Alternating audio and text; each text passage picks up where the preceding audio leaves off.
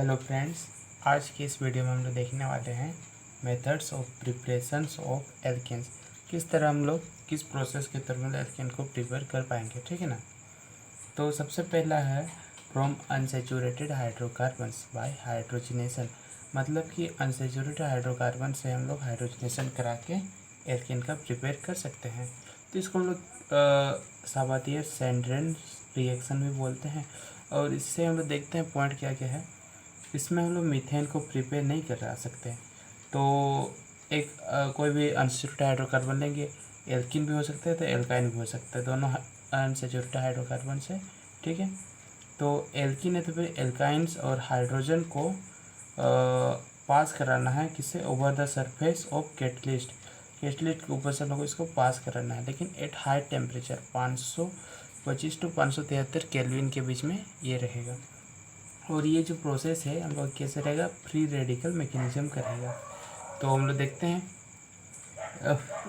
एक एल्कीन लेते हैं, इसको हम लोग हाइड्रोजनेशन करना। हाइड्रोजनेशन करने का सिंपल मतलब है यहाँ पर हाइड्रोजन ऐड हो जाएगा फ्री रेडिकल मैकेनिज्म के थ्रू।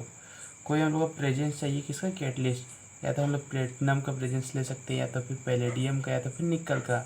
एट हाई टेम्परेचर, बहुत ज़्यादा टेम्परेचर लेना पड़ेगा तभी जाके ये हाइड्रोजन ऐड हो पाएगा। तो इस तरह से दोनों डबल बॉन्ड हम लोग का डॉट डॉट में टूटेगा और फिर दोनों जगह हाइड्रोजन ऐड होकर हम लोग क्या बनाएगा, एल्केन बनाएगा, ठीक है। इसी तरह इसमें भी किसी एक का यहाँ पर प्रेजेंस लिया जाता है। प्लेटिनम का लोच है, प्लेडियम का लोच है, निकल का लो, ठीक है। और उसके ऊपर हीट का साइन देता है, मतलब कि टेम्परेचर हम लोग का हमेशा हाई रखना मांगता है, ठीक है। डबल बॉन्ड से भी हम लोग हाइड्रोजन को ऐड करा सकते हैं। तो ट्रिपल बॉन्ड है, मतलब कि अनसेचुरेटेड हाइड्रोकार्बन होना चाहिए, ठीक है। तो इस तरह से हम लोग एल्केन को प्रिपेयर करा सकते हैं हाइड्रोजनेशन के थ्रू। हम लोग इसमें सबसे पहले तो क्या चाहिए, प्रेजेंस ऑफ कैटलिस्ट चाहिए एट हाई टेम्परेचर, ओके। और सबसे बड़ी बात यहाँ, इससे हम लोग मीथेन को प्रिपेयर नहीं करा सकते, ओके। हाँ, दूसरा देखते हैं एल्काइल हेलाइड से हम लोग किस तरह, ये तो हम लोग देखे थे एल्किन और एल्काइन से किस तरह हम लोग एल्केन को प्रिपेयर करेंगे। अब हम लोग देखने वाले हैं एल्काइल हेलाइड से हम लोग इसको किस तरह प्रिपेयर करेंगे, by the reduction of alkyl halide. मतलब एल्काइल हेलाइड का रिडक्शन करने के थ्रू, रिडक्शन करने का मतलब क्या होता है, सिंपली एडिशंस ऑफ हाइड्रोजन। और जो एल्काइल हेलाइड में हेलाइड को अगर हम लोग रिमूव कराते हैं, वही हम लोग का क्या हो जाता है, रिडक्शन हो जाता है,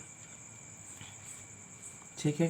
तो सबसे पहला एल्काइल हेलाइड से नेसेंट हाइड्रोजन के साथ हम लोग इसको रिएक्ट कराएगा, ठीक है। तो नेसेंट हाइड्रोजन बनता कैसे है, देखो, nascent hydrogen formed by the action of active metals like zinc या तो फिर tin on acid such as HCl और CH3 डबल बॉन्ड OH।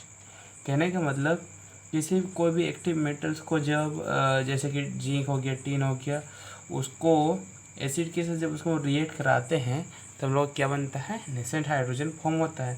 या तो फिर by the actions of ethyl alcohol on zinc copper couple, ठीक है। नहीं तो इथाइल अल्कोहल को जिंक कॉपर कपल के साथ रिएक्ट कराने पर हम लोग क्या बनता है, नेसेंट हाइड्रोजन बनता है। तो चलिए फिर हम लोग देखते हैं कि नेसेंट हाइड्रोजन बनता किस तरह। तो हम लोग एक एक्टिव मेटल्स ले रहे हैं, उसको हम लोग किसके साथ रिएक्ट कराए, एसिड के साथ। तो ये क्या हो जाएगा, ZnCl2 फॉर्म हुआ और एक नेसेंट हाइड्रोजन फॉर्म हुआ। तब उस नेसेंट हाइड्रोजन को हम लोग किसके साथ रिएक्ट कराना है, एल्काइल हेलाइड के साथ रिएक्ट कराना है।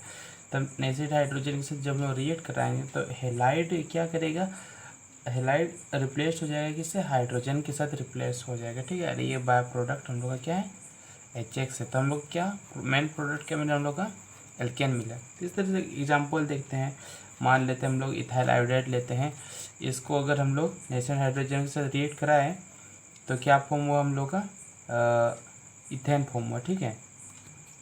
इस तरह मतलब कि सिंपल सा, इस आयोडीन या आयोडीन किसके साथ रिप्लेस हो जाएगा, हाइड्रोजन के साथ, ठीक है ना। यही हम लोग का reduction of alkyl halide with nascent hydrogen. Reduction करने का मतलब क्या, हाइड्रोजन हम लोग का ऐड हो रहा है, ठीक है ना। या तो फिर हम लोग इस तरह से भी फॉर्म करा सकते हैं नेसेंट हाइड्रोजन को ये जिंक लेते हैं एक्टिव मेटल, और उसको हम लोग इथाइल अल्कोहल के साथ हम लोग क्या करा देंगे, रिएक्ट करा देंगे, तभी हम लोग का नेसेट हाइड्रोजन फॉर्म होता है जिंक एथोक्साइड के साथ। और उस नेसेट हाइड्रोजन को हम लोग क्या एल्केन के साथ रिएक्ट करा सकते हैं, ठीक है ना, नहीं एल्काइल हैलाइड के साथ रिएक्ट करा के एल्केन फॉर्म हो जाता है, ठीक है ना। या तो फिर एल्काइल हैलाइड को हम लोग H2 के साथ हम लोग रिएक्ट कराएंगे, H2 के इसके साथ रिएक्ट कर रहा है, लेकिन प्रेजेंस चाहिए किसका, कैटलिस्ट का। तो देखो ये अलग क्या लिखा हुआ, देखो the reaction called catalytic hydrogenation, मतलब कैटलिस्ट के प्रेजेंस में हम लोग क्या हाइड्रोजनेशन कराना, is carried in the presence of platinum और प्लेडियम, ठीक है ना। एल्काइल हैलाइड को हाइड्रोजन के साथ रिएक्ट करा के प्लेटिनम और या तो फिर प्लेटिनम, कोई भी दोनों में से एक, तब यहाँ पर भी क्या हो जाएगा, हाइड्रोजन ऐड हो जाएगा, ठीक है ना। इससे पहले जब हम लोग देखे थे ये एल्कीन और एल्काइन में देखे थे, और अभी जो हम लोग देख रहे हैं एल्काइल हैलाइड में देख रहे हैं, ठीक है। तो इस बात को हम लोग को नोटिस करने की ज़रूरत है। तो अब हम लोग आगे बढ़ते हैं। हम लोग को एल्काइल हैलाइड को HI के साथ रिएक्ट कराना इन द प्रेजेंस ऑफ क्या, रेड फास्फोरस। ये कम से कम कितना, बहुत हाई टेम्परेचर चाहिए, एट अबाउट 423 केल्विन। और जबकि जो हम लोग का रिएक्शन होगा कहाँ पर, इन सेल ट्यूब में होना चाहिए। तो ठीक है, तो एल्काइल हैलाइड को हम लोग इसके साथ रिएक्ट करना है HI के साथ। रेड हम लोग को फास्फोरस चाहिए होगा प्रेजेंस और हाई टेम्परेचर, तब ये क्या करेगा, और बताएंगे कि रेड फास्फोरस हम लोग का क्यों चाहिए हो रहा है, ठीक है। तो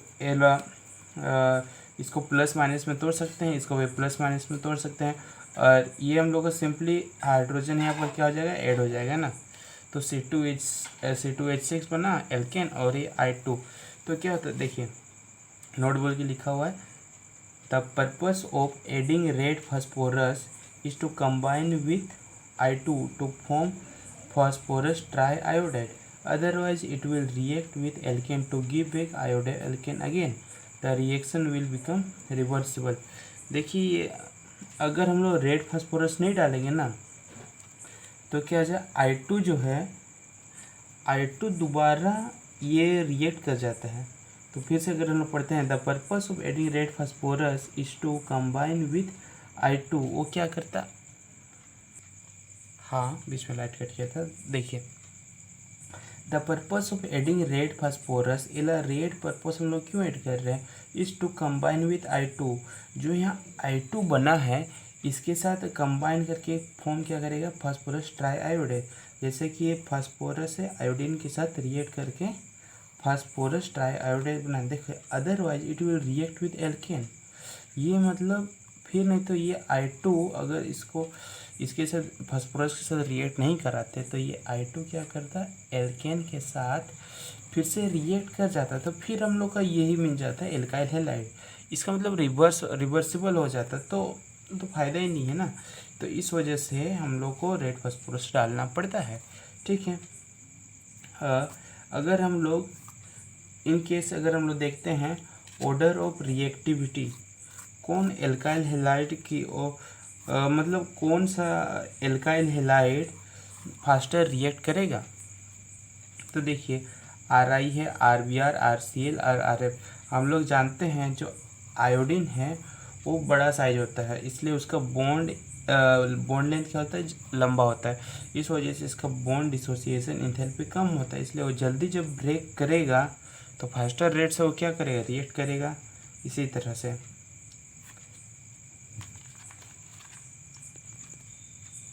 तो अब हम लोग नेक्स्ट दिन देखेंगे कि उस रिएक्शन से हम लोग कैसे एल्केन को प्रिपेयर कर सकते हैं। ये बड़ी इम्पोर्टेंट है, हर बार पूछते ही रहता है, तो इसमें हल्का हल्का सा बता दे रहे हैं। फिर अगर नेक्स्ट क्लास में हम लोग स्टार्ट करेंगे तो इसमें क्या किया जाता है, एल्काइल हैलाइड को एक्टिव मेटल सोडियम के साथ रिएक्ट कराया जाता है ड्राई ईथर के प्रेजेंस में। इसमें 2 मोल हम लोग क्या लिया जाता है, एल्काइल हैलाइड लिया जाता है, 2 मोल सोडियम लिया जाता है। तो हम लोग नेक्स्ट क्लास में इसे देखेंगे। तब तक के लिए टेक केयर, बाय बाय।